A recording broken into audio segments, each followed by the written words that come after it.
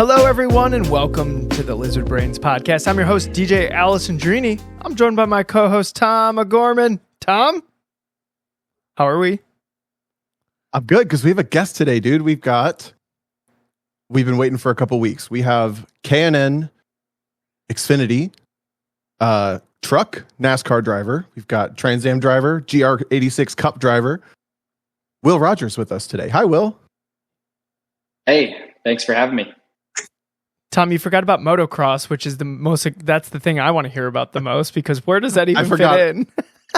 Okay, so a little context. Will and I know each other because we used to race each other back in like 2015, 16 in TCB or B-Spec.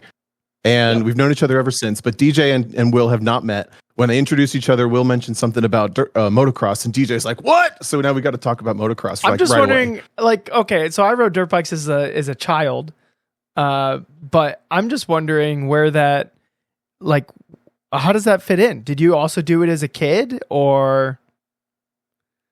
Yeah, so it all really started when I was 8. And by the way, I'm playing with my camera. I'm trying to get you guys a camera. I don't know if it works or not. It does. But, that looks great. Does it work? It's not showing me up or anything. So hopefully you see me. My end's the only end that matters, and you look great. Awesome. Good deal. I'm getting a bunch of notifications from Discord. So either way.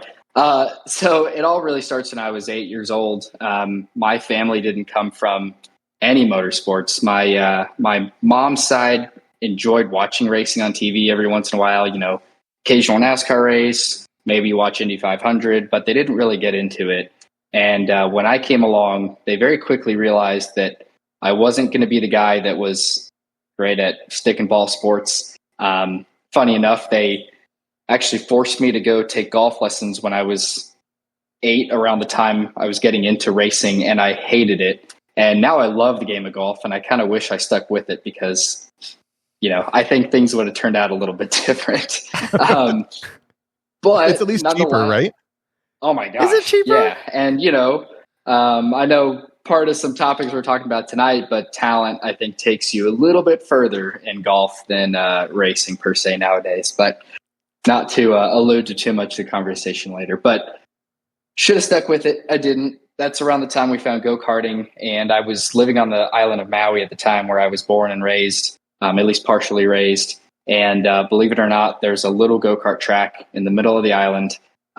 There's an avid, I think, racing fan base there between go-karting, motocross, drag racing. There's some guys that do autocross and various other forms. And we just found kart racing when I was 8. I did that for a year and a half in Maui, won a championship within that time. And then my parents had some opportunities in California for work, and we jumped on it to move there. And I started racing Region 7 IKF when that was still around. It was a super competitive, level of go-karting. Back then, I think a lot of the current IndyCar guys from California developed there. So I was just thrown right into the deep end. Wasn't as successful there as I wanted to be, but nonetheless kind of cut my teeth there. And like most people in racing, you race for a little while and then you run out of money. And that is how motocross came around, because we ran out of money karting. I got a little burnt out on it and started going to, I guess this was halfway through middle school, met some friends who raced dirt bikes. And they sucked me into that. So ended up racing motocross for 5 years. And then I got half of a brain and decided to get off the dirt bike and then go into off-road racing. So ended up doing smart. that. Are you telling me? Yeah, at least I had a roll cage. Are you telling me right. you've started to value a fully functional body, so you stopped motocross? Yes, I valued that a lot more than a lot of my buddies. A lot of my friends, I have some friends who are current, honestly, supercross champions, outdoors champions, guys that are, world-class athletes. And I think, honestly, from an athleticism standpoint, I think outdoor motocross guys that are competing at the top of their game are the peak of the athletic form in all of sports. And that's That's my humble opinion. Whether it's accurate or not, doesn't matter. I'll stand by it. But those guys, they put their lives on the line, and they have pretty much probably broken every bone in their body to get to where they are, but they keep doing it. I was not willing to do that. So yeah, anytime I'm in a paddock, and this is like road bikes, but anytime I'm in a paddock of like some track event, and it's a motorcycle track event, everyone's limping. Like nobody has a normal gait. Like everyone's broken in some way, but they're still laughing and having fun. So I guess it's their own. They're a little bit more of a masochist than the rest of us. Yeah, I'd say so. I don't know if you guys have ever had a chance to meet Travis Pastrana, but I have through my time in off-road and motocross, and he's the coolest dude in the world, right? But when you watch him walk from point A to point B, it's like, oh my gosh. Is he going to make it? I already know what he's been through. Yeah. Right. Yeah, it's like, dude, I don't know how you don't need a walker or something. It's nothing against him. It's just like he's been through a lot, and his body's been through a lot. So just it's wild to see how far people will take it. But that's the passion for motorsports. We all have it in one way or another. So yeah, I'm glad four wheels is what captured us, because I mostly still am able to walk around. So yeah. Yeah, I got away with only breaking my hand just very slightly in motocross. I obviously got banged up, bruised up pretty badly throughout the years, but I walked away really lucky in my sense. So I have this joke that I say, like, the strongest people in the world are actually like mechanics, because they're used to using their entire body to like get their weight behind like a certain bolt, and they just like have an understanding of leverage and strength that, like, they all have these massive forearms and everything, and they're like the strongest people actually in the world. I could imagine riding a bike and like the physicality of the entire body strength that it takes being very similar. Well, absolutely. It's like crazy. The intensity, like throughout a race as well. Like it's just the, just like, cause, in high school I wrestled, and that was like, you've never been more tired than like after a wrestling match, because it's like the full body is doing something. It's not like running where it's mostly cardiovascular and then the legs, and it's like that full body like tiredness. I'm guessing that it's the same in like a 10-15 minute race or whatever it is, and it probably feels like eternity during that race, just because it's when you're watching it, you don't really notice how long they are, but they actually are kind of a little long. Well, when you think about it, so Supercross races, I think it's like 20 laps for a heat or something like that, and then it's like 35 or 40 laps for a main, and you're on the bike and this is Supercross, so it's definitely a different form of motocross versus outdoors. It takes a lot to be a Supercross racer, right? But when you go outdoor racing, which is like the peak summer months of the year, we're just getting down. Actually, the championship just ended like 2 months ago or something. Those guys are doing 45-minute motos outdoors, jumping like 180 feet, and the ruts are like 4 foot deep, and the track conditions are absolutely insane. So you are having to hang on to this thing, that 450cc bike, for that amount of time, going over that terrain and race at the same time. It's nuts. Like the forearms of those guys alone, I think is impressive. Just having to hang on. What we refer to like getting tired with your forearms on a bike is arm pump, right? It's when you're hanging on so hard, so long, and you don't have that strength. Your arms literally feel like they're rock solid, but you can't hold on to anything. After a while. So that conditioning is crazy. I've had that happen in a cart, or like a rental cart once, in like a 2-hour stint in an indoor track, but I can't even, and dude, imagine the dexterity, like while that's happening, that you can still like throttle control. Do you just go back to full throttle, or is there a lot of throttle control in riding a dirt bike? There's considerable throttle control. I mean, a lot of it is, I wouldn't say it's as much as what, we're used to, or maybe a dirt circle track or something like that, or off-road. So there's probably more wide open tendency, but you have to be able to get off the throttle when needed, but then also ride the front brake. Like that's where, in my opinion, after riding for 5 years, that's where the advanced or pro type riders really came in, is they could modulate not only the rear brake, but the front brake as well. And really make it work for them. So you're having to use your hands on both sides, and it's a skill. It's not like they're just holding on with little fist balls. They also have to like keep having fingers like come off of come out of their little fist balls to manipulate the controls. Yep. So like a lot of the time. Exactly.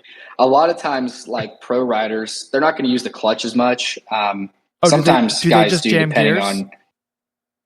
On. No, I mean they're shifting, but it's like a wet clutch, so you can shift up and down, freely. But let's say you're in between gears and you need RPM or somehow need to bump it up, like you have to grab the clutch just for a second. Yeah. Yeah, exactly. You could be bogged down in the corner. I'm not necessarily saying this is fast, but I've seen guys do it, especially in two-stroke. Yeah, like with a two-stroke bike that has a top power band, you could be bogged down in the center of the corner and then just grab a little clutch and run it up and get back in the power band and stay in the same gear. But a lot of guys, they're riding like this with one finger, like their index finger, I guess, on the rear brake, and it's on their right hand where the throttle is. So they're having to modulate that. Wait, which is pretty wild. Is that not the front? I thought the rear was on the foot. The rear's on the foot. The front brake is. Oh, okay, all right.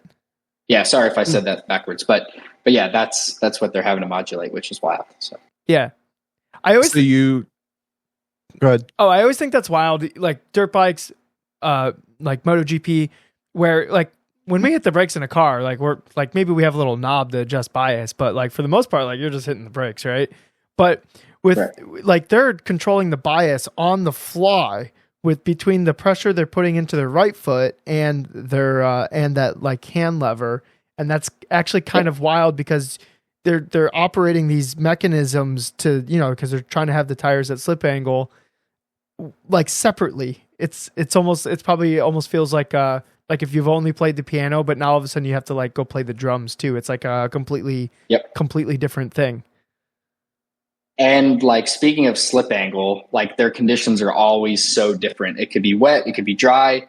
One part of the track is sandy, one part of the track is tacky. So you are on the edge, like constantly, probably driving past the slip angle and correcting without even knowing, right? Just through instincts, driving through it or riding through it.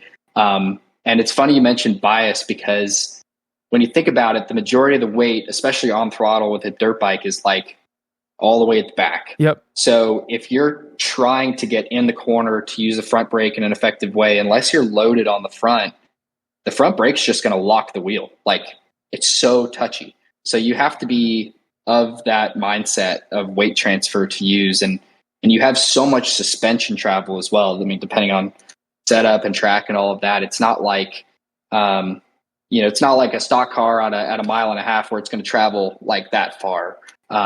It's going to be like a freaking monster truck where it dives and you have to be ready to be able to load the brake. And if you do it too soon, it's just going to lock up and slide the front end and probably cooked at that point. So my That's question, how I fell off the first time I rode a dirt bike. Oh, yeah. I didn't know you rode a dirt bike, Tom. It happens.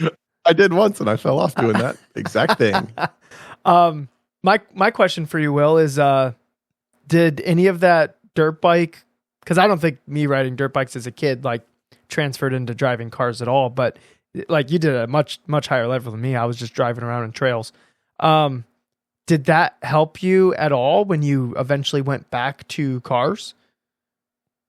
Yes, 100%. How so? I think it took me a little while to apply what I learned in motocross to cars. Like I had to become confident again. Well, actually just confident in general, going from a dirt bike. I went into off-road racing, which helped a little bit, but then getting into sports car racing, what I really cut my teeth in sports car wise was Spec Miata. And then shortly after, like Tom mentioned, the B-Spec stuff came along. Once I got comfortable, I was able to use the motocross tactics or things that I learned, like evaluating certain levels of grip in the track, looking at different ways to go through a corner, finding different lines, working with mixed conditions. I think those kind of things helped. But offensively, it helped with passing, like being aggressive, using the space that I want. I mean, Tom knows better than anybody. We raced each other's guts out that entire year in 2016 or something. Shit, I forgot the punchline of my intro. The intro was supposed to end with, "And the only guy I never beat," because that was you. Like every time we raced in that entire season, you didn't do the whole thing, but you beat me every time. Right? Did I really? I feel like I thought you beat me at Canada. Tom would remember if he never beat anybody. Okay. I think. I'm sure. I was giving him the benefit of the doubt though. But I take that title. I'll hold it. So I appreciate it. we actually have. There's no way it's true. I'm sure there's plenty of other people, but I think of you that way. I hold you in a special place in my heart. It's the only guy I could never beat. Yeah, the plaque's actually on the way, so you'll get it in the mail soon. Yeah. Oh, sweet. I'll put it up right there. Yeah. Right, perfect. Sorry, I cut you off. Go ahead. Well, I can't remember what I was talking about. You took me off on never beating me, so I don't know. You're talking about B-Spec and how it the dirt bike riding and the dirt stuff transferred into the road course. Yeah, I think the elbows up kind of aggression is super important. Like, motocross, especially like supercross, those guys are bar to bar like the entire time, especially on restarts or starts. You have to be elbows up and take what you want, and sometimes it means roughing somebody up. And I think that has also really helped my transition into stock car racing, because for what it is way more aggressive. It's take what you want. You have to be held accountable for the things that you do, but you have to be aggressive. You got to take what you want. Nobody's going to give it to you, and nobody's going to abide by a certain rule book. I'd say that, more so you find in road racing and open wheel racing and stuff like that. So yeah, I think those are the things that really helped me most. Interesting. So the last layer of that stuff I'd be curious about, do you feel like it taught you a level of car control that road racers and even stock car people don't necessarily get? Because we have that experience with autocross, but I would imagine maybe dirt is similar. It is. Yeah. I would say motocross is the two wheels is different. I mean, yeah, there's definite bike control, but then, you're standing and you're hanging onto a bike versus sitting in a car and swinging a bunch of weight around. So I think what helped me most with car control was off-road racing. So when I made the transition into that, I was able to experience various different forms of off-road racing between desert, short course, work style racing. And I think that the mix of those helped give me a good perception on building a good rapport for car control. So. What does that transition look like where you're just like, oh, I don't want to do motocross anymore. This feels a little bit more dangerous than it should. I'm going to go race a buggy or a trophy truck, or like, what were you racing exactly? So when I made that decision, I had like 2 or 3 dirt bikes in the garage. And I told my dad one day, look, you and I both know I'm not going to be a supercross or outdoors pro. I'm not willing to do what it takes. I could be, but I just don't want to go break my back, every other year. So I'm going to sell these things. I'm going to get into UTV racing or side-by-side racing. So most people would be familiar with like Polaris and Can-Am and so I can't remember some of the other brands at the time, but I went and sold the dirt bikes. Had to find a little bit more money on the side because UTVs at that time were super expensive, and I'm sure they still are. But I figured out how to buy a Polaris 900 XP, I think is what it was, and started with a stock car and then kind of evolved that into a race car. Similar like, a lot of guys do with a B-Spec or a Spec Miata. They'll build it out to fit within series regulations and then go do it. So that's what I did to start out. And I eventually evolved into more racing purpose-built UTVs, but still within that category. That was very much within and pretty much at the top of my budget range for off-road racing. All right. So Will, in Discord, if you look at the top right, there'll be like a little like chat icon or whatever. And that's where there's a chat. So you'll see people posting in that. And then I'll like be posting pictures or whatever.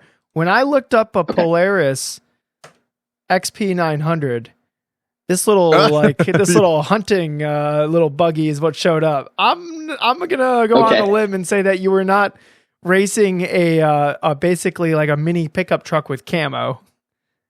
No, and the chat's not loading for me, so I'm gonna try to pull up on my phone. If that's good, we might lose you. Oh, did you lose me? No, because if you click on the channel on your phone, then you're right. It will take you. So, yeah, very true. I won't do it then. The first picture you posted, I think, were correct. It's like a single or two seat side by side with like rally suspension and stuff. What is that? Who makes the Razor? Will? That's a Polaris RZR. Yep.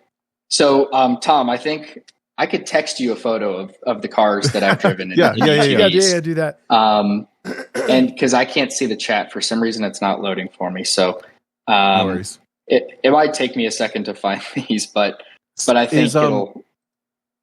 Is this time that you were doing this off-road stuff when you met like the Jordans and Derek and them? Jim Jordan, and Joey Jordan and all them?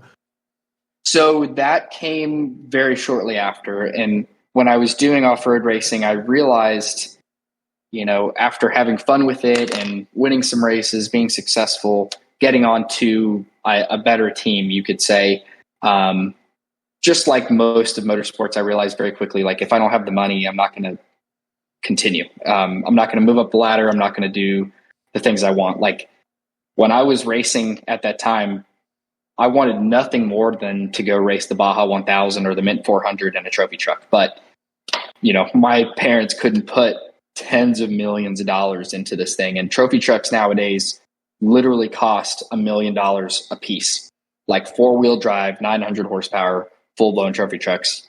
It's $1 million. So, and all of the ladders in between UTVs all the way there are the exact same way almost.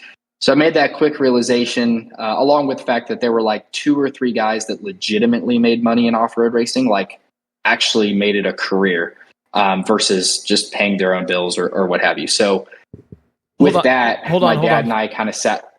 Is there like, I'm wondering what the like ecosystem for like off-road racing looks like. Is there like driver coaches and like baseline laps and like a reference lap and then like coaching based off of data and the stuff like that? Does that like ecosystem exist in off-road?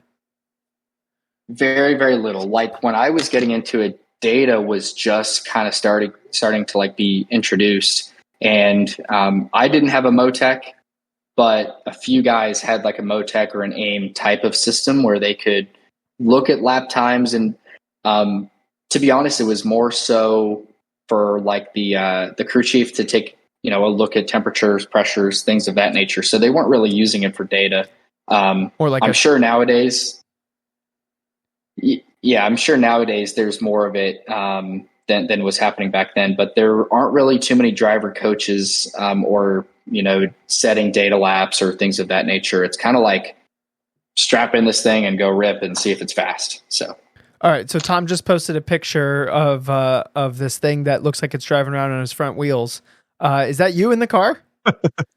Yep. So that's me in a very purpose-built Polaris Razor. That's a desert car that I raced in the Mint 400.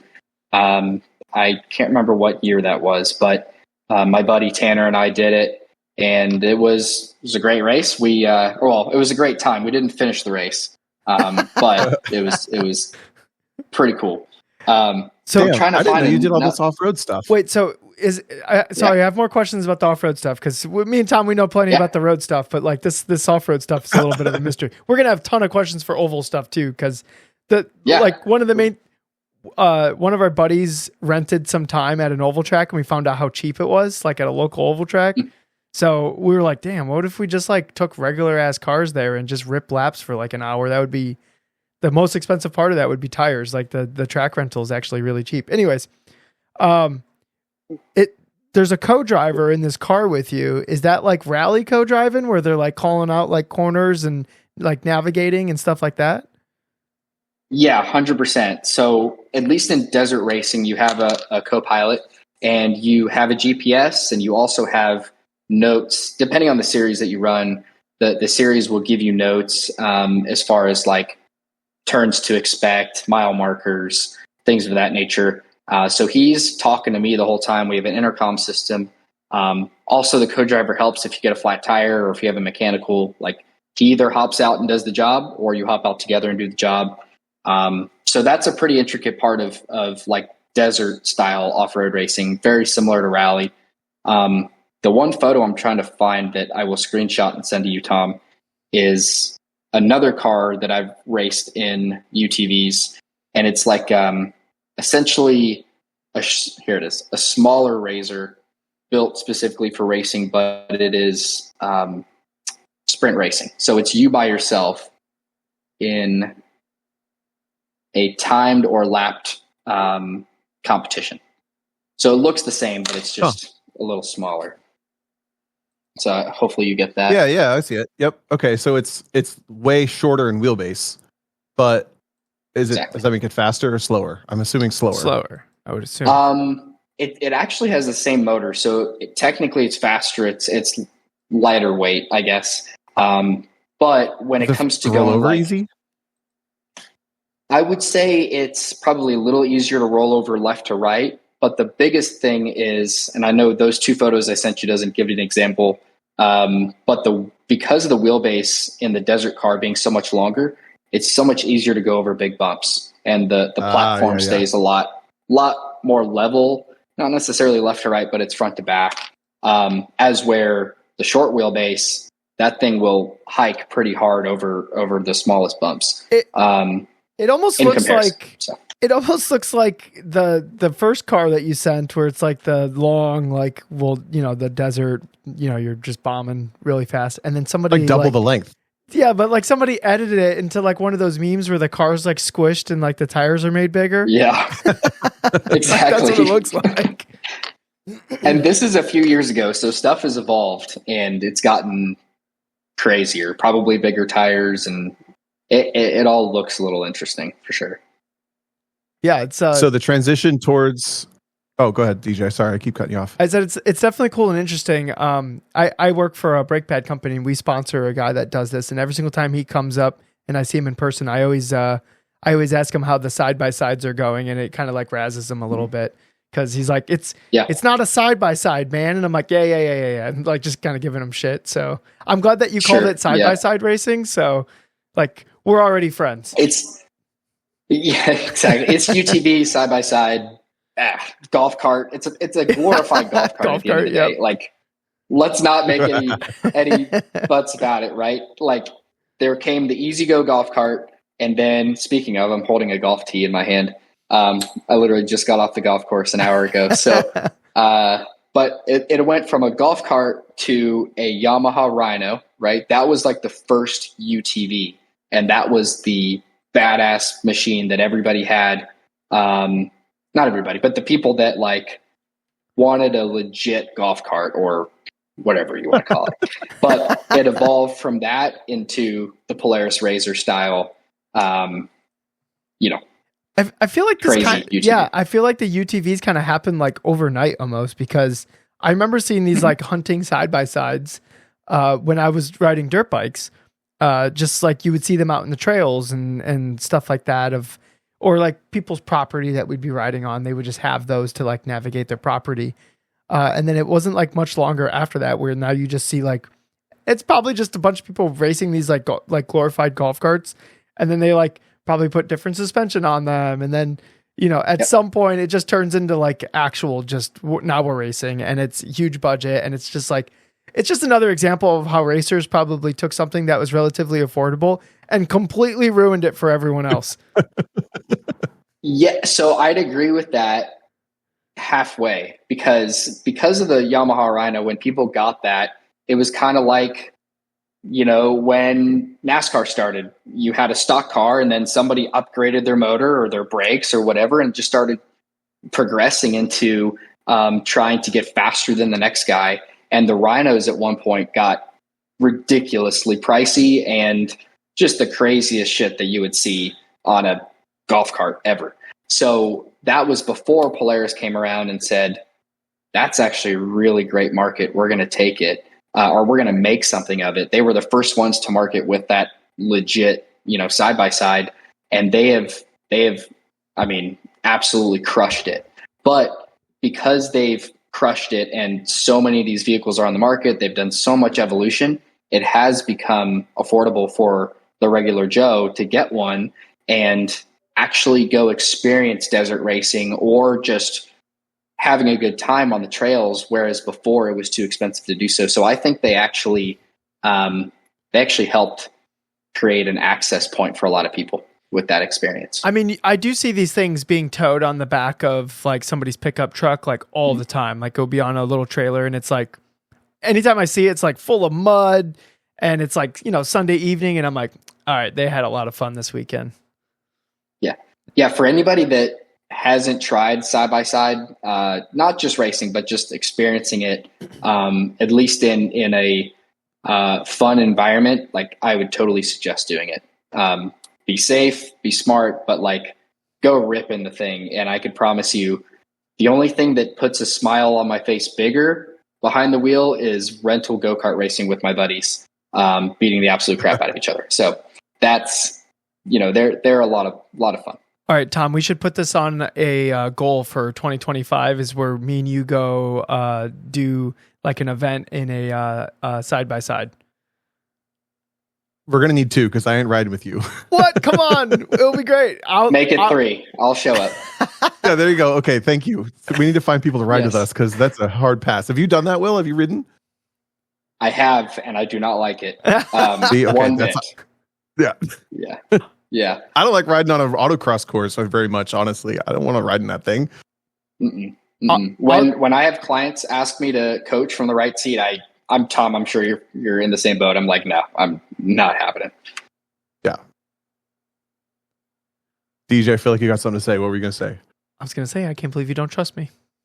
I'm hurt. I trust you. I don't want to do it though. I don't want to ride in that thing. So something I feel like I'm picking up, and I've always thought this even back when we were racing, is you're pretty good at a plan.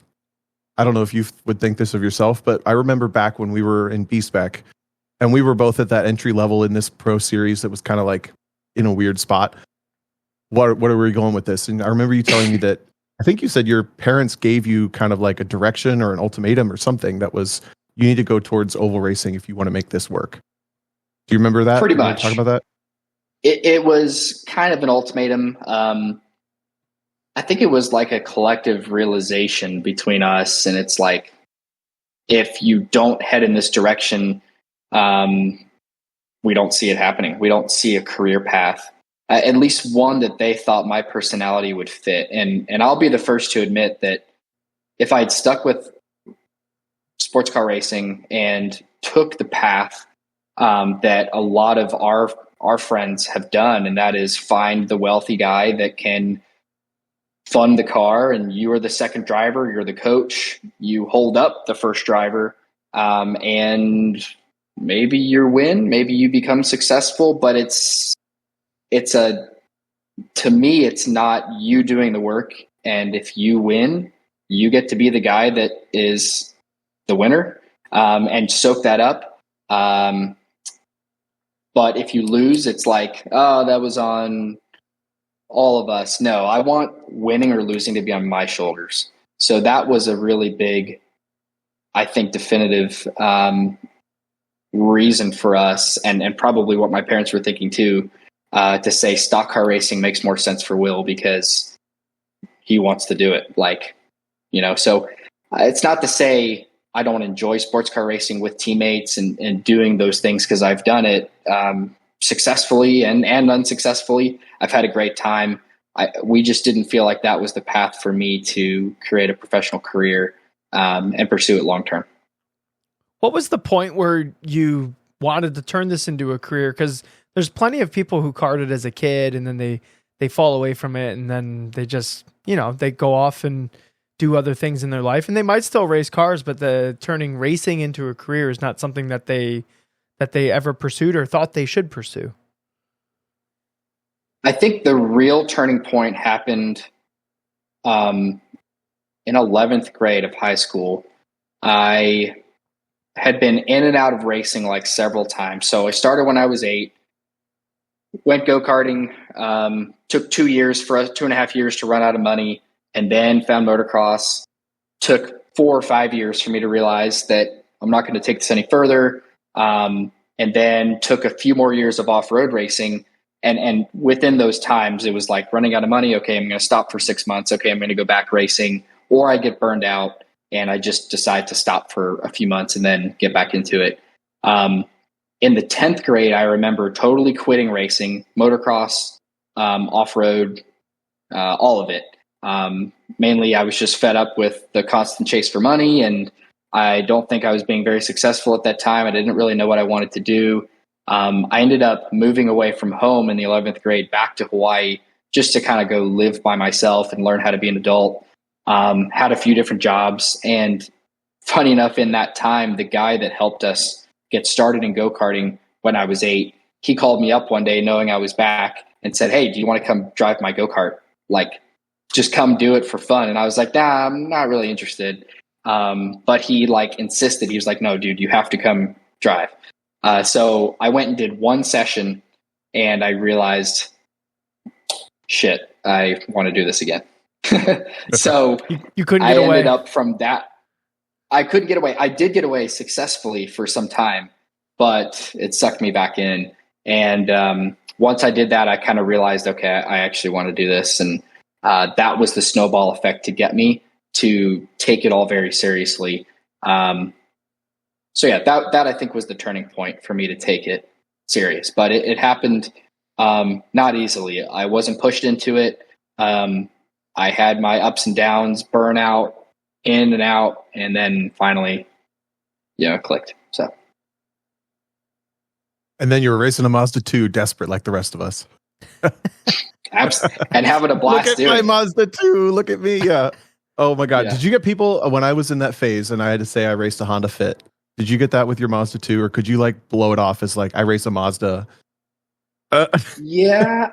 So the kind of way that I segued with people is I related more with a Miata, right? I said, you know what a Mazda Miata is, right? If people had no idea what a B-Spec or a Mazda 2 was. And I'd say, imagine that just with a hatch, and it has 50 less horsepower and front wheel drive. That's what it was. And people are like, oh yeah. So that's a good spin. Yeah. And then I would segue into something else. And they'd be like, how fast? Move away quick. How fast do you go? And you're like, maybe 90. Yeah, that cloud looks really cool. Maybe. Yeah. I think Tom and I hit 95 miles an hour bump drafting on the backstretch at CTMP. Barely. Maybe 96. Uphill both ways. Yeah, both ways. Exactly. So I have this thing that I've joked about on the podcast, but I want to make it real. Wait, why does that keep going away? Is that going away for you guys? It is, but don't worry about it. Sorry, audio listeners. I have this thing where I want to race the Lime Rock truck race next year, and I keep joking that I'm going to do it, but I don't know how to do it. So when you were like, I'm going to go stock car racing, what does that even look like? Because I feel like I've heard these stories, but I don't even know where I would start. What would I do? So you have the easy way and the hard way. Right? You don't have to give me advice. I'm asking how you did it. No, I'll tell you how I did it. I did it the absolute freaking hard way. And it was, again, it was the only reason is because my parents didn't have millions of dollars to pour into my developing career. So around the time we were racing, I met some people that not only did a little bit of late model stuff, but then they were doing this NASCAR K&N West deal. And I didn't really know too much about it. I knew at some point Patrick Long raced in it. And then I knew of some local Southern California teams that did it, like Sunrise Ford and others. And I'd watch, but I was still in that mindset of like, circle track racing is stupid. Why would I ever want to do that? Right? Like, I don't fit in that mold. I'd so much rather go like race a Porsche GT3 or something like that.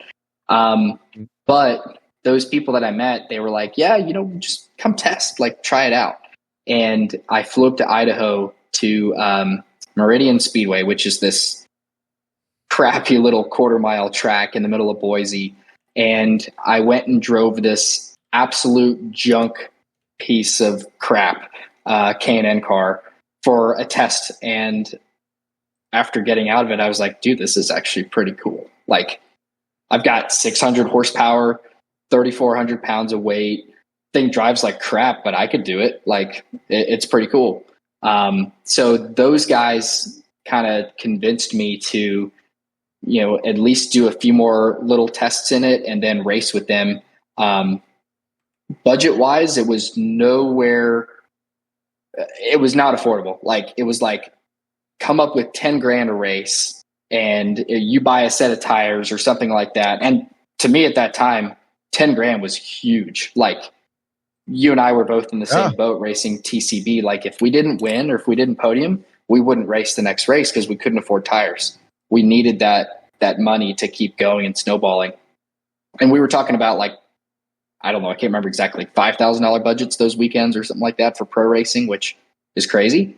But finding 10 grand to go do these K&N races was tough. And through various sponsors and raising like some friends, like doing some fundraising with friends and family, I was able to kind of get it going. And our first real K&N race was at Sonoma in, again, an absolute shit box of a car. And I ended up qualifying 8th. There were like 3 or 4 cup guys in the field in top tier equipment. There were all the full-time guys in top tier equipment, and I out-qualified a good amount of guys. Ended up running like 6th throughout the race, got set back on a restart, and then got wrecked by somebody. So that day sucked, but that was it from that point. It was like, I'm doing this. This is really cool. So would you have jumped into it if it was an oval first, or was it like, I'm going to race this road course at Sonoma? I think that's a really good question. I think Sonoma was the reason why I was actually willing to give it a shot, because your racing spec'd me out at Sonoma. I had so much experience. I'm already a road race guy. I needed to be somewhere comfortable to try it. And I think because I was able to take this car that had no business being inside the top 10, let alone the top 20, and I was able to show that I could do that, that was a big turning point for sure. If I had done an oval, it was going to be tough. So. Yeah, I'm trying to remember if it was probably you based on that story. If it was you or Patrick Gallagher that were telling me, which I think I've told on the podcast before, that there are known like ranges where each car is supposed to finish based on who preps it and whatever. And if you run above 100%. Where it is, even if you don't do impressively on the score sheet, like you said, you ran 8th in a 20th place car. That was like impressive within the circle, right? That happens at all levels within stock car racing. And yes, there are very specific categories, especially when you get towards the top, trucks, Xfinity Cup, where depending on the car number and the team, you know exactly where that car is going to finish on either an average or even a great day. So if you can bat or, kind of punch above your weight with a crappier car, it shows. If you go out there in a Joe Gibbs racing car and go win Homestead, you are expected to win Homestead and like Xfinity or Cup or whatever. If that car finishes 10th, you've failed miserably, and everybody knows it. Totally. You're spending $200,000 per race. You should go win, right? But that's just the way it goes, right? Is there like a spreadsheet that everyone knows, or? I'll give you a spreadsheet. Whether it's accurate or not, I don't know, but I'm pretty sure I'm close. Tom is serious about racing Lime Rock in a truck. Not for $70,000, as someone told me recently. Tom, we'll figure it out. Yo, podcast listeners, 70's a pretty good deal. We got to sell 70,000 stickers so Tom can race Lime Rock in a truck. Come on. I believe in you, all 8 live audience members. Dude, I honestly would love to help you like try to line that up. That would be really cool to see. I don't know how to. I wouldn't have an idea to where to come up with that kind of money. I've never rented a ride to this day. I don't know how to do that. That's crazy money to me. So if you come up with 20 grand, you can get a ride. Okay, I'll just be in 43rd and a 30th drive.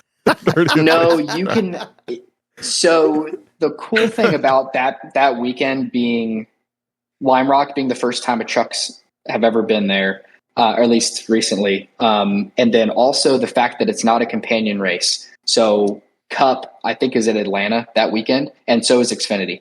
The only thing that's companion with it, I think, might be the ARCA East Series or National Series if they run there. So there won't be this big driver pool, and a lot of teams will consider taking either a second truck or their primary driver's already committed to run the Xfinity race or something like that. So seats do become available, and for the middle of the pack and backwards, those seats can be negotiated, I think, at a decent rate to go run those races. So, for instance, I was able to bring a small amount of money to a team that I ran in the truck series for last year at Mid-Ohio. Same scenario. It was a one-off race, no companions with it. The truck was open, and my resume, at least spoke enough to the team owner to say, all right, we'll come up with this small amount of money. I'll fund the rest. Let's go rip. And ended up running really, really well. Got wrecked at the end of the day, but I see a trend. That kind of thing happens. So it happens. Are there damage clauses like there are with sports car racing on this? So that is a big thing that I learned. The answer is yes and no. So the majority of the time, there is no crash clause, because who in their right mind would go stock car racing with a crash clause? Good point. That's what I'm asking for. Right. You're going to go tear stuff up regardless. Like, even if you don't tear stuff up, you are going to tear stuff up. It's a stock car. So I don't know if that makes any sense, but these things are they're brutal. So I have never, ever signed a deal with a crash clause because I can't afford to fix the car. So if somebody came and offered me a free ride, but said, Will, you have to pay to fix it, I'd be like, thanks, but no thanks. There's no way I'm driving your car, regardless of how good it is. There are some people that do pay, and I think a lot of it depends on how much money they're bringing up front and their reputation. Sure. If you're listening, not sure what it is, when you sign up to race these pro cars and you bring your money, there will also usually be a crash clause that if you damage the car up to a certain value, it's evaluated at this amount, or if you're below that, it's like an insurance deposit where it's like deductible. Sorry. And I'm the same. Like, I won't take them. It's just a thing that I know I can't do. A damage deposit like that would ruin me for 5 years, so I can't do it. 100%. But it's good to know that they're a little more accepting of like, this stuff's going to get torn up. Maybe. I mean, like, not that I liked doing it. It sucked getting wrecked at Mid-Ohio last year, but that truck got destroyed. Like, the chassis was okay. I think the center section on the front clip was okay. The rear clip was definitely killed, but that was the risk the team owner was willing to take to run better. We showed the performance. We didn't get the result, but that's where it is a little bit better in stock car racing is if you go to the right team and you can bring the right amount of money and you have the right reputation, that stuff is a lot more flexible. With the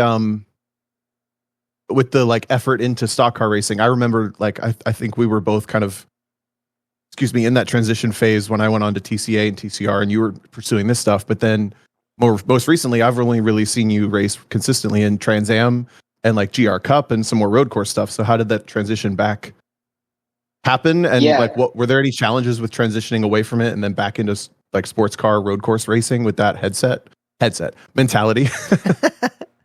With that headset, oh God, it's a really good question. So I'll touch on that, but I'll give you the kind of path to why I've been running more GR Cup last year and then Trans Am the last few years. So in between the time that I stopped racing B-Spec and now, I started racing in the K&N series. I did this with a backmarker team, like I mentioned, the first year, but then The next year, ran into some luck with some funding and opportunity with the team that actually had, good equipment. Was able to run for a full-time season. I think I finished 5th in the championship, won a few races, which was good. I then moved on the next year and was able to run in the ARCA series, picked up sponsorship to do that. I did 8 races or so. And then I also ran a few more K&N races, won those, and that helped snowball into 2019, where I was able to make my Xfinity Series debut, run a few races with sponsorship, and that was it. Kind of snowballed into 2020, 2021, similar. But towards the end of 2021, I had my biggest break, which was after 4 years of pursuit, found a major, specifically with this company, found a major corporate partner, which looked like they were going to take me all the way. We got a pilot deal going with 3 races in the Xfinity Series. Actually showed a lot of promise with it. But by race 2, they were so stoked and they found enough return on investment within that time. They signed up for a full-time season in 2022. They committed well above $10 million annually for me to do this. And it was like, oh my gosh, that's kind of wild. This is the break. It's crazy. But in that moment, I'm like, this is what I've been working for. This is it. This is going to be my chance. Yeah. And like, there was a clear-cut path to Cup. Like, they were going to fund it. And they were stoked about it. And of course, I hate to say, of course, not bitter. I just understand stuff happens, but things out of our control happened, specifically with their stock on the stock market. And in between the time of signing the deal and 3 weeks after Christmas, it fell apart and they could no longer fund the program and they had to scrap it. So in that time, like, I had to really think about what I wanted to do in racing. And I knew I wanted to stay in the NASCAR scene or the stock car scene, but I just really didn't have too much of a path forward. So I committed at that time to like coaching and trying to find one-off rides and things like that. Kind of back into the same mindset I guess I had before, but just having gone through like a crazy experience. Through that, I met some people that were interested in doing the GR Cup series, mainly because I had a relationship started with Toyota already. I was part of their Toyota development program, met the right people doing GR Cup and got the resources, and ended up meeting a guy that wanted to fund it. And we raced full-time last year in the GR Cup series, finished 4th in the championship or something like that, got my butt kicked all year long. I was going to say, I feel like you were collateral damage a lot. Is that what you're going to say? That's a great way of putting it. But it was kind of like self-induced collateral damage.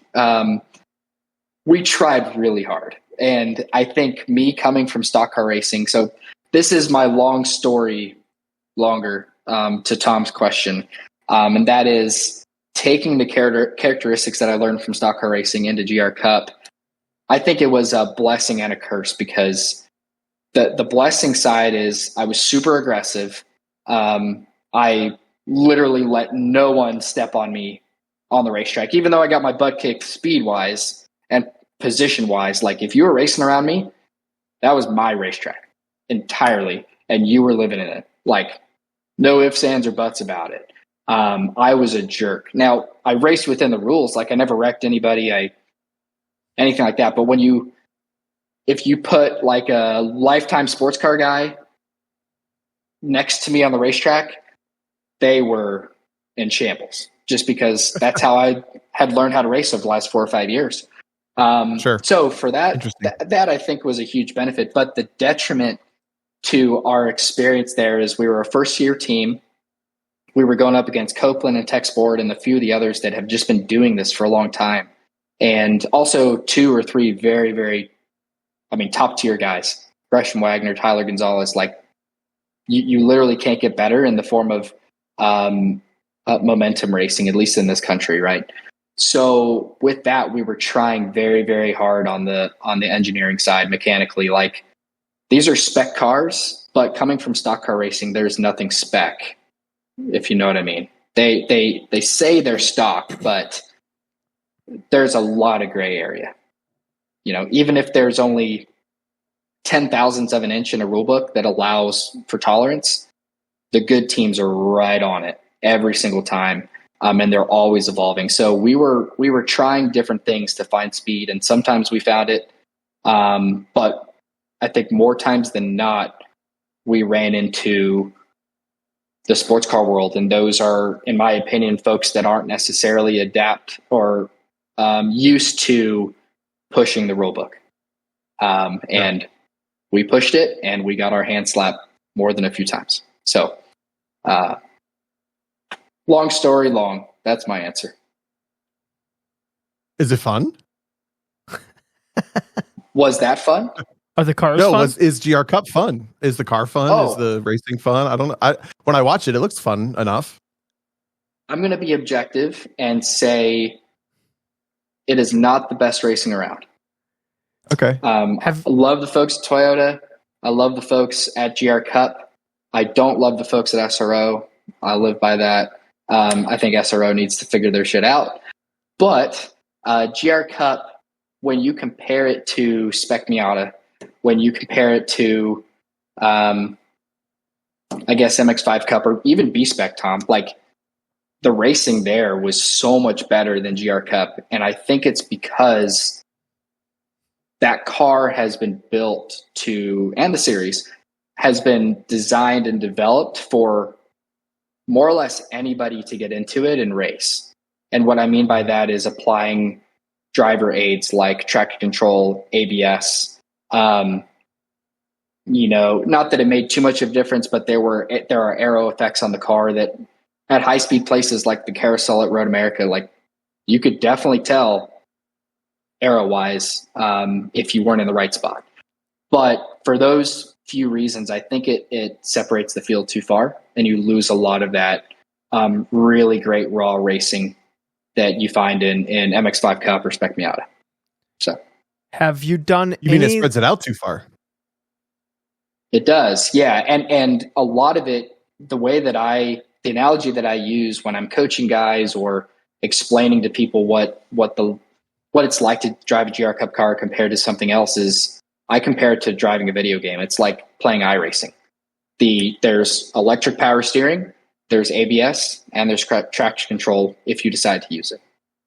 So there's and honestly, way too much tire. Yeah, it's like, honestly, we are racing to the corner.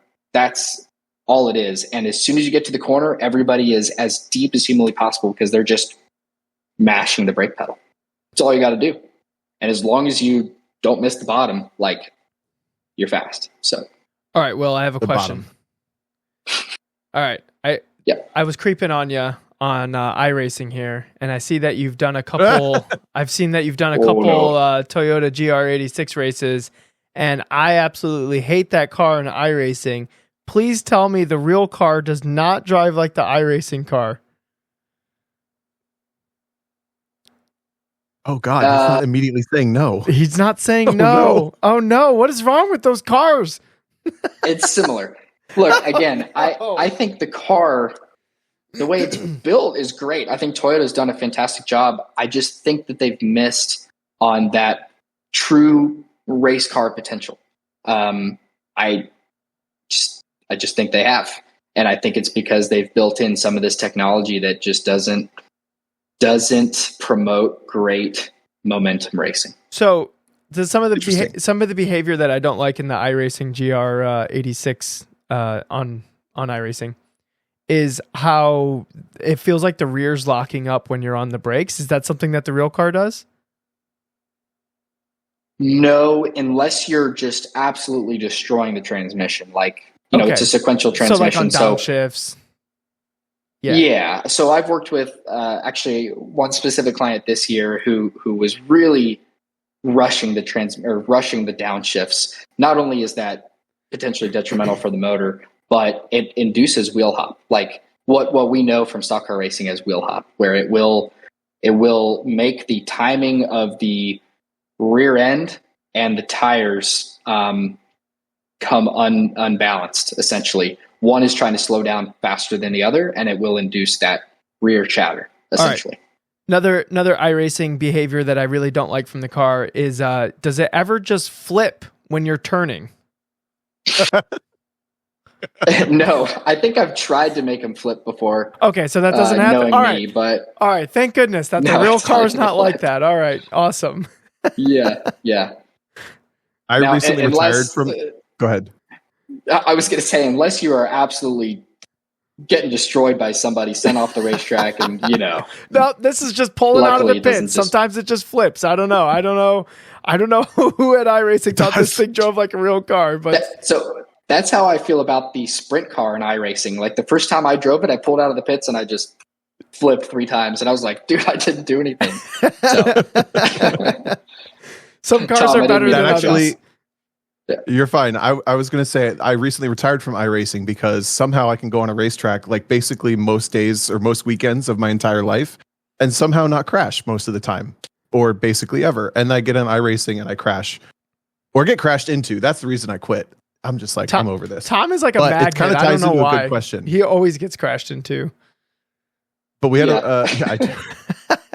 at this point, I figure it must be me somehow. I just don't know how it's me. Okay, but I would say 80% of the incidents aren't you. I would say 20% of them are you, because you do that IMSA thing where you like give them a car with minus an inch, right? Like, and then that's going to, but most of the time it's just some like egregious, like, where did that even come from? Like Tom gets wrecked. And that never happens to me. That never happens to me. It only happens to you. No. I'd say iRacing is more similar to like that stock car world. Especially like when you go to C fixed, B fixed, like even at Martinsville, like if you give an inch, you're going to get jumped. Like that's just the way it is, right? Yeah. Our listener friend Clark asked a question earlier today. Has sim racing played a significant role in your career? / do you see it as an important tool? Maybe everyone does these days, but I'm pretty ignorant of this pro stuff. Have you? I don't remember you saying you were a sim racer much. No, I've been a big sim racer. I actually hung up the iRacing, career a while back too. I sold my rig actually like 4 months ago because it had just been sitting for a long time. Actually, during COVID, I was like a super big sim racer. I ended up owning, in part with Space Station Gaming, part of a NASCAR Coke Series team where they drive the Cup cars, and you actually have pro sim racers. So I was part of the management team or ownership team of hiring and managing these pro drivers to race in the Coke Series on behalf of our organization. So I did that, but as far as like my behind the wheel iRacing experience, I did it for a long time. I'd say yes, iRacing is like super, super helpful. I think the biggest help it is access. You can pretty much get a sim for less than $500, have like a somewhat okay setup. Obviously, if you want a good setup, you're gonna have to invest several thousand, but that's better than spending several thousand for like one day at the racetrack and not having any experience. So, spend a couple grand, go race on iRacing for a year or however long it's going to take you, but be like very proficient in it. Race against people that are super competitive, rise through the ranks, do your thing, and then get in a race car. And I think you're going to be so much further ahead if you're starting from scratch. Now, as a pro using iRacing, like it's not a bad thing to stay up on. It keeps your senses, up there, but you have to definitely compartmentalize your experience on it because it's not the real world. There are some things you're going to take and a lot of things you're going to throw away. But I'd say it's helpful, and it's definitely played a role in me staying sharp. As a guy that doesn't get to race every single week, when I do get these far and few opportunities, when I get them, I have to perform like immediately. It's like going into a brand new truck race, brand new team, brand new track or Xfinity, whatever, and knowing I have 20 minutes of practice and then I have to qualify immediately. So using any tool at my disposal is huge for that scenario. Yeah, you sold it. iRacing, write me a check. Okay. I'll bill him. I swear, I got the dude's email. I used to be, like I said, a team owner. I'll send him an invoice. Yeah, I agree with all the stuff you said about sim racing. I mean, that's mostly how I got my start is sim racing, and same with Tom. Really, is we were racing on a sim before we were ever racing in real life. And when I took my first green flag ever, it was actually my thousandth green flag. Like I felt completely at ease because it's like, yeah, I've done this 1,000 times already. Honestly, to that point, like as a driver coach that works with pros and beginners and everyone in between, I have a lot of people that haven't done iRacing. They haven't done 1,000 green flag, taking 1,000 green flags in iRacing or whatever, but I think they all should, because you do learn a lot of those core fundamentals that you really just don't want to waste time learning in real life. Exactly. And yeah. That's the best way to put that. Yeah, whether that's for financial reasons or just time. I mean, reputationally, like if you go out and race in an ARCA race or something mainstream and you don't understand the process, you don't know where pit road is, like just general stuff, it's not a good look. Yeah, you get all your boneheaded stuff out of the way on iRacing where there's a reset button, and then when you get to the real life, there's just a couple more boneheaded stuff that you need to do before you're like ready. Right, exactly. And you're going to go through that, but you may as well minimize that time that it's going to take for you to get up to speed. So that routine is a really, really good point. I mean, kind of to a lesser extent, but I recently got like an IMSA opportunity that I told the story on the podcast. I plugged into, in my opinion, kind of poorly, because I just didn't have the routine and the rhythm that they expected of me.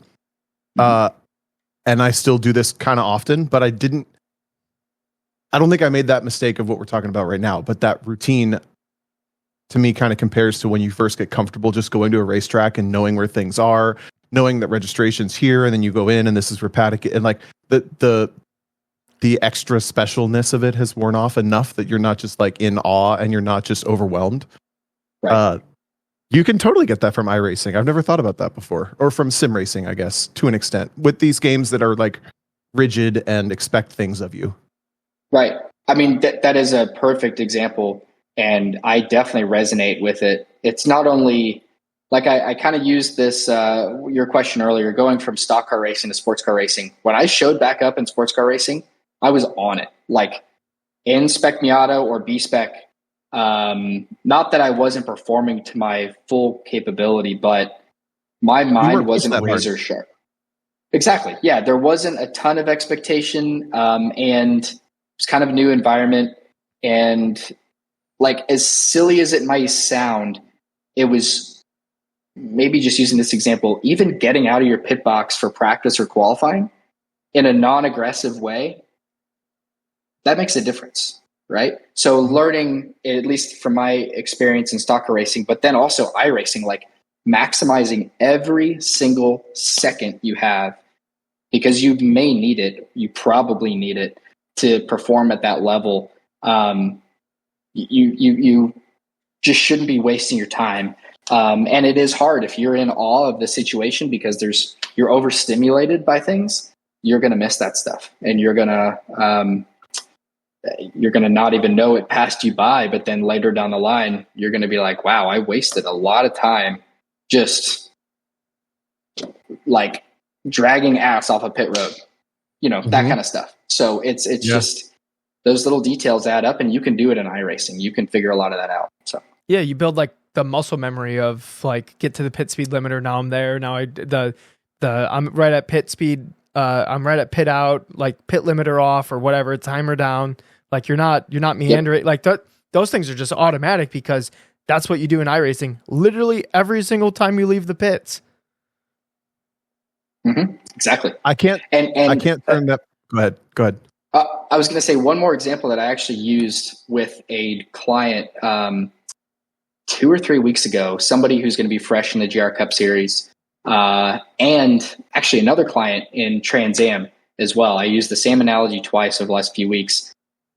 we were in open test days at VIR and CMP, and driver would get through the laps, checkered flag would come out, and they would bail off the gas and, take a nice cool down lap, checkered flag, pit lap, whatever you want to call it, into the pits. And every time they did it, I said, what happened on your way to pit road?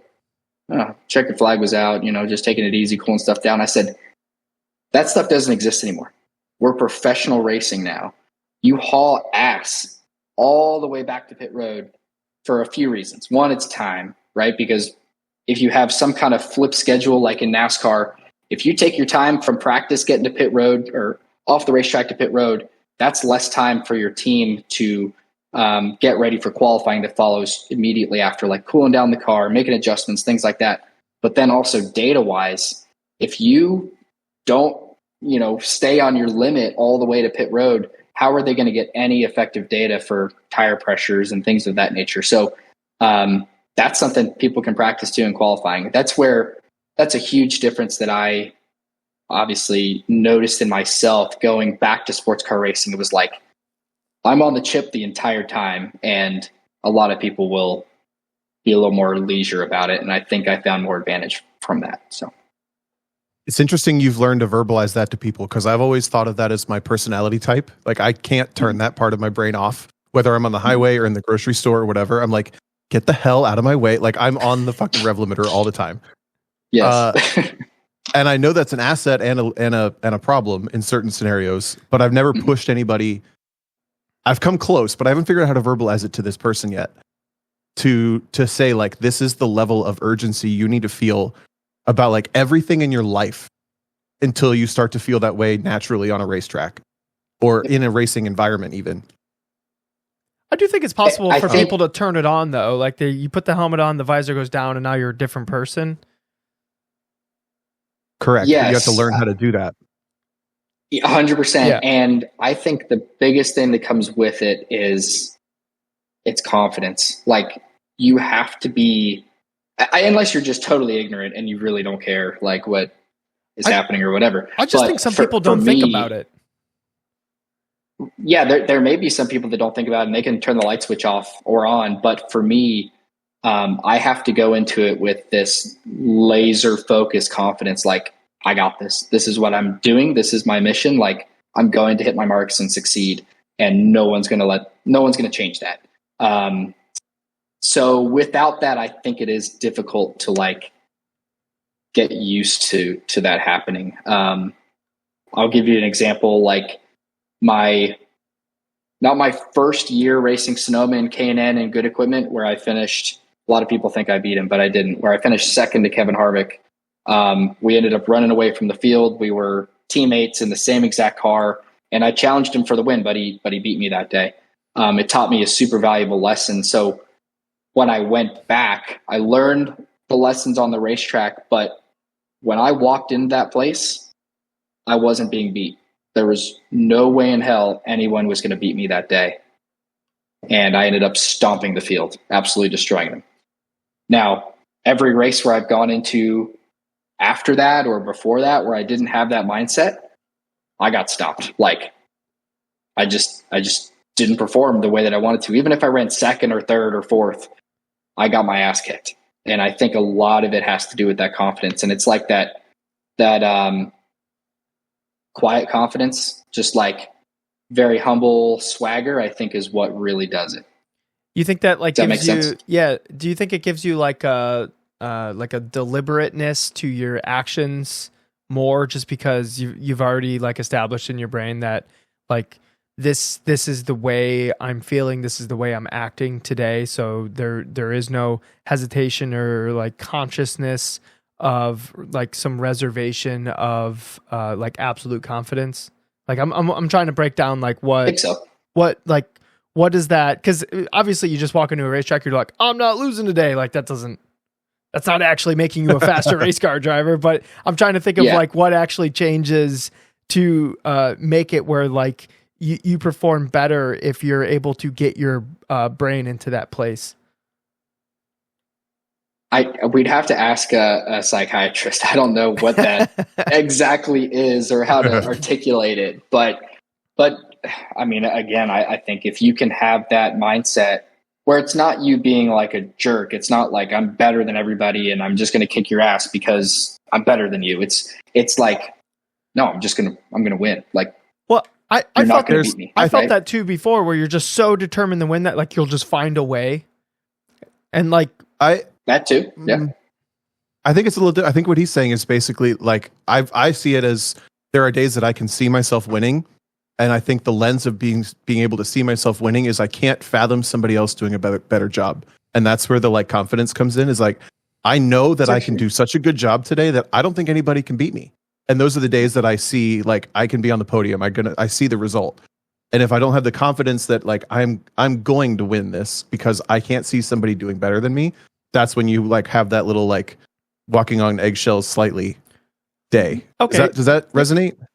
I think it does. Yeah. Okay. So it's more of like, okay, I feel so comfortable with what like the track, the car, like the way I'm feeling that I don't see anybody doing better.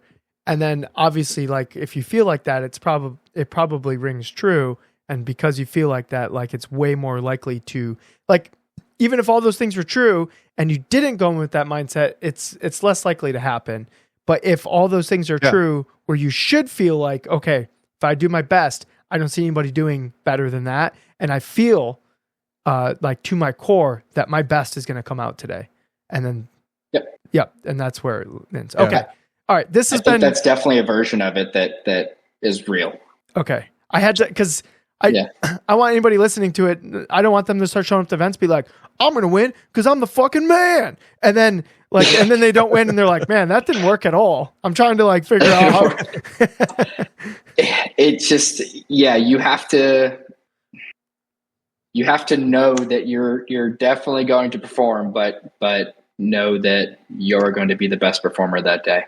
Just show up and that's all that is going to be accepted at the end of the day. And it's like, if you've done it right, it comes together. So we have a topic that comes up a lot that I want your opinion on. And then I have one more question from our listeners, but the idea of talent versus effort. I kind of messaged you with a preface of this. DJ is a believer that talent does not exist. Effort, whether conscious or subconscious, is what makes somebody good at something or excellent at something. And that mentality was new to me. I kind of subscribe to it a half now, at least a bit. But Randy Popes, for example, was like, no, talent is a thing. Where do you lie, especially having gone through your own journey, but also coaching other drivers? So I am not 50-50 on this. I'm 75-25. I think 70, maybe even like 80-20, maybe a little bit more. Like 80% of me believes talent does not exist. In this day and age of racing. Now, if we went back 30 years ago or whatever, and we could change, I'm hearing like some cheering or something in my background. I don't know what that is. The soundboard. Sorry, that's me. No, that was sounds me. like a golf game. No, or something. I turned it down so it was subtle, but There it is. You're praising it's because Will agreed with me. So, and I have control of the soundboard. So, like, this is what comes out. Yeah, nice. Just a praise emoji. So I'm 80% of the time in the belief that talent does not exist. 20% of the time, I don't know if I would define it as talent or natural instinct / ability / senses or whatever, right? Do I think Kyle Larson is like the epitome of what a talented driver is? 100%. But Kyle Larson hasn't always been Kyle Larson. Like, it's taken time for him to get to where he is. And I think that stands true for the majority of drivers anywhere. And I think NASCAR is a great example of it because, and probably Formula One and the unobtainable, levels of motorsports where you can only get there nowadays if you have the money to do it. But in my experience, the people that have the money, the majority of the time, they don't have the talent. but they can rise to the occasion if they put in enough time and effort. I'd say in my estimation, I don't know this for a fact, but if there are 40, I'm estimating, if there are 40 Cup guys out there, I know it's less now, but there are probably 12 that make a legitimate income based on their talent at that level. And I mean, like, no personal money influenced. They are getting a paycheck and making good money doing it. The rest are bringing money or influencing money to get there. And the majority of them, I don't think, have the talent to get there or to do it and perform at that level. But because they've had the money to develop all those years, they are performing now. So it's one of those things where I'm 80-20 on that. So I've always been, like, when we have this discussion, I'm always under the belief that, like, this thing that, like, masquerades as talent is, like, they're just attributes that are, like, attached to somebody's personality, whether they're, like, a little bit of a risk taker, quick judgments, how they deal with pressure, stuff like this. I think those just characteristics of personality is what, like, when you have the right, like, chemistry of those things, the, like, right ingredients, and they're all mixed together at the right levels, and it's just their character that can masquerade as talent, because all these different attributes of just their being, they're just how they are, benefits them when they're in a race car. I agree, for sure. And some level of physical and cognitive ability, and that combination of what you just mentioned, I think that is what could definitely be seen as talent, for sure. Yeah, I think that's why that's why I thought it tied in nicely, because the idea that I lost it. Shoot, I had a point and I lost it. It's gone. Your point was so good, I lost it. It's gone That's forever right. now. It'll come back. Forever. It's going to come back the moment we do the outro. Perfect. Exactly. Last question, because I think we're running up on about the time we told you it would take, but this has been fun. This is from Matt Busby. Who have you ever met Matt? He's the president of Thunder Hill. He was at NCM and NOLA before that. Maybe. I mean, I've been to Thunder Hill many times, but yeah. Yeah. So Matt said or asked, NASCAR. This is pivoting hard, but NASCAR has had a reputation for being much more okay with contact and elbows out racing. What's your experience and the differences in racecraft courtesy, and what's been your preference? I'll start with the last part first. My preference is this form of racing with stock cars, elbows up, contact is allowed. That is, to me, the way the racing should be. Track limits, body contact, any of this bullshit, honestly, and I'll call it for how I see it. That's not racing. That's you in a box, and you're having to abide by someone else's vision for what racing is. Now, don't get me wrong. I'm not an anarchist, right? Like, NASCAR has rules. The cars have rules, and on track, you have rules. You can't just go wreck everybody and cause mayhem. But you can be aggressive. You can take what you want. And in certain scenarios, that could look pretty crazy to people that aren't used to it. What I will say, though, is that what's great about stock car racing is you could be the least aggressive driver or most aggressive driver. You are raced most of the time how you want to be raced, and or governed by all the other drivers. So if you go out there and you don't touch anybody and race everybody respectful, they're going to remember that most of the time, unless it's like a must-win situation or something like that, where somebody might get a little crazy. But they're going to remember you treated them right, so they're going to treat you right. But if you go wreck people and you're notorious for being aggressive and crashing people or whatever, what comes around goes around really fast in this form of racing. And the series very rarely should or ever does get involved, because it's pretty self-policed.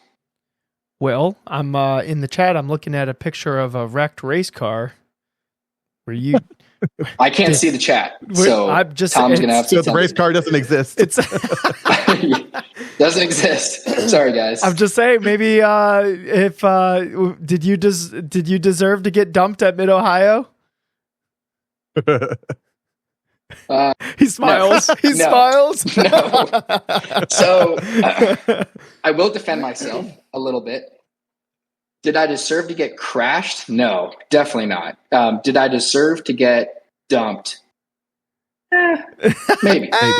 I didn't start it, and I tried to finish it, and I miserably failed. Oh, okay. So I was self-policing where I probably should have just let it go, and it bit me in the ass. So, that happens, and I'm living with it. It's all good. So, in stock car racing, that's like part of it. It's like if you're going to self-police it, then like it's a skill all in its own, right? Like if you're going to self-police it, don't mess it up, because then you absolutely have a target on your back. Oh, 100%. Yeah. You again, unless you're just absolutely ignorant, which the Homestead race this past weekend in the Truck Series is a really great example of what happened for somebody retaliating against another, where the series, in a rare instance, did get involved. Unless you're that ignorant. Are you talking about you're talking about Formula One? No, the truck race. Oh, yeah. I'm making a joke about Mexico and Formula One. Go ahead. Sorry. Truck race.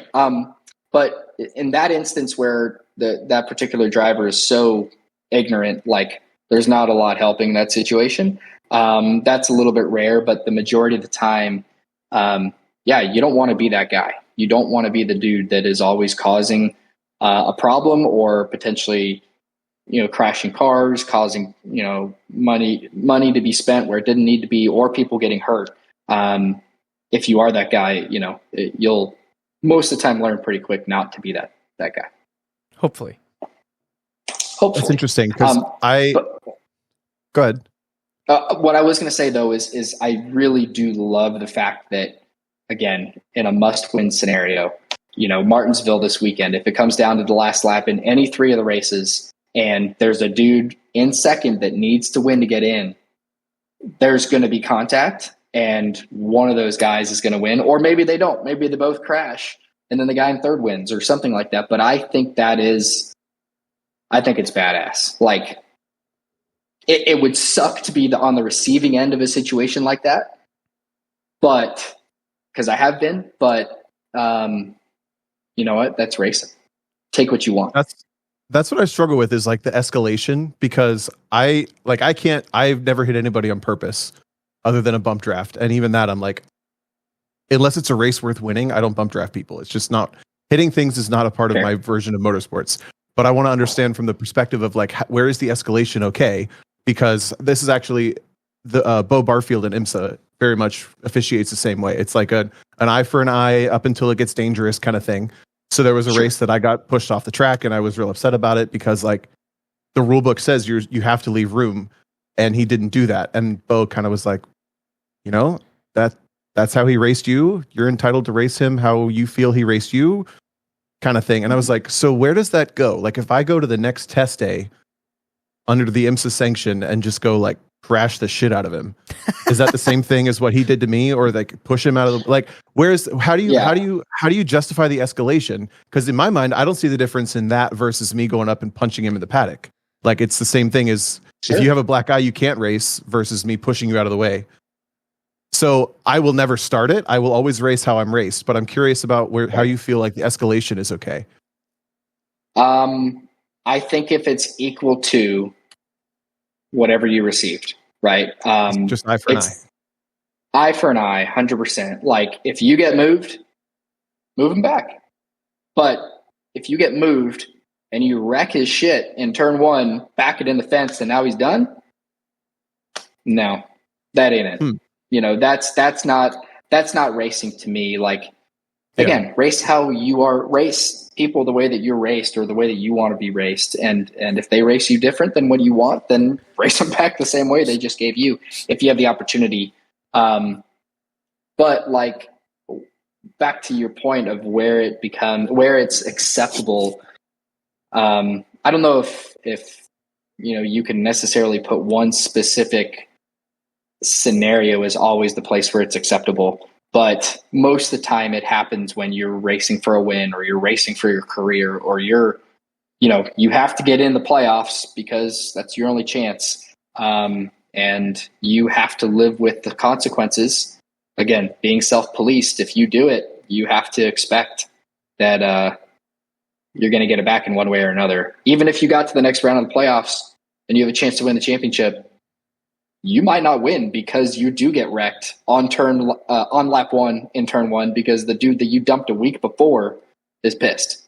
So tough shit. So it's like if you do a bump and run on somebody, you better be making that calculation where like, I'm not going to see this person again because I'm just going to drive away.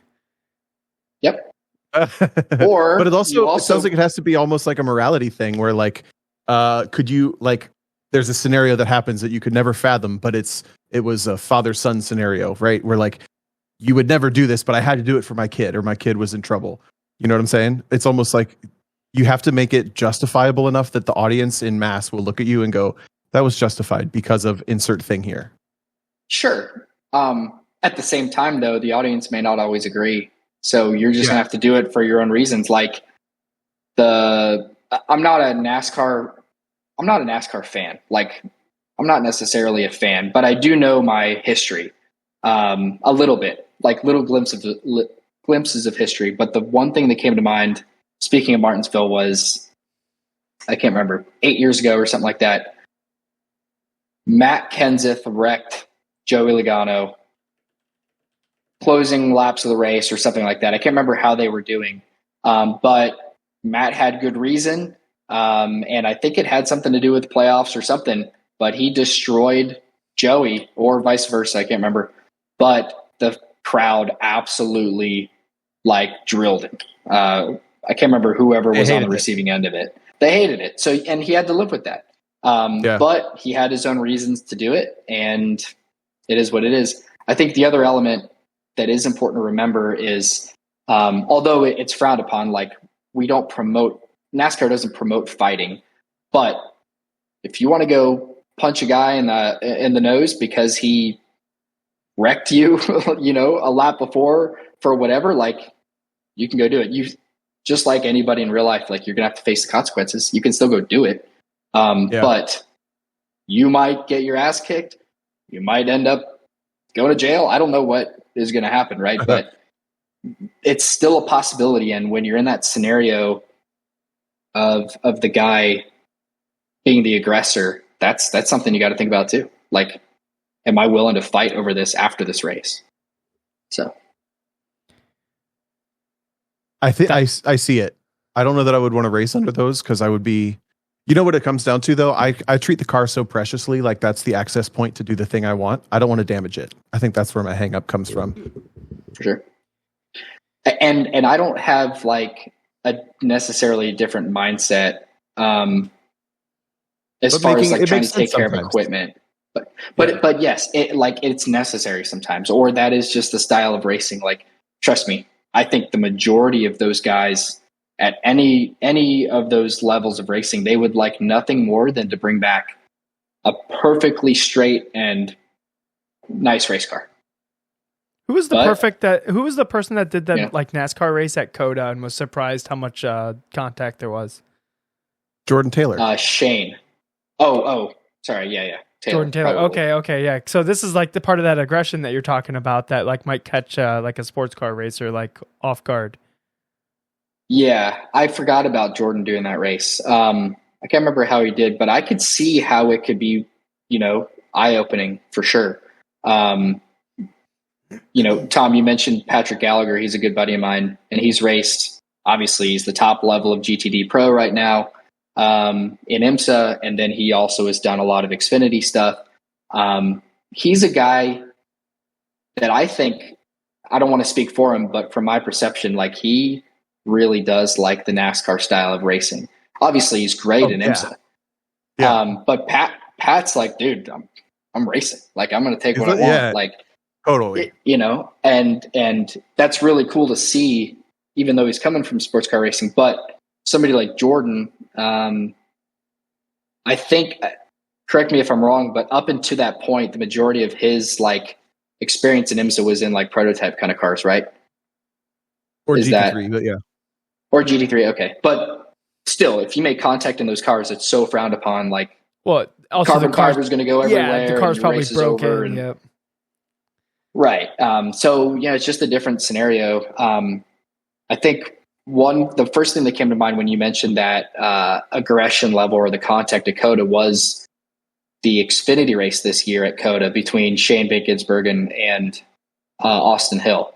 And those two exchanged several different times where they got into each other. But ultimately, I believe Austin moved Shane very, very aggressively. And then Shane tried to retaliate, and it ruined his car and ruined his chances to win. But I don't know how much of an eye-opening scenario that was for him, because I feel like in V8 supercars in Australia, they're definitely more aggressive than sports car racing. But I think he's definitely had to adapt to how aggressive it can be, Yeah.